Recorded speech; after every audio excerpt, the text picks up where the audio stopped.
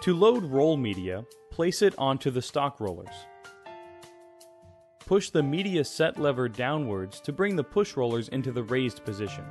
Pull out about 2 feet of material, enough to place through the cutter, and insert the front edge through the opening in the back of the cutter, keeping in mind to place the edge under the push rollers. Then pull it through the front of the cutter. When using a roll of media, first set the media stop mechanism.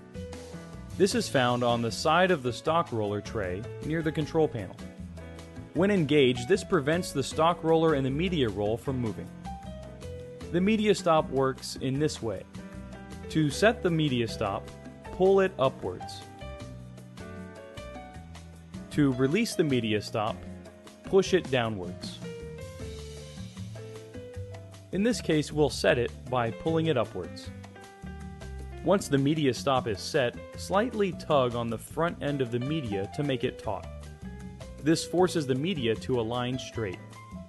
Once the media is straight, take your other hand and bring up the media set lever, which lowers the push rollers. Once the media is loaded, always make sure you release the media stop.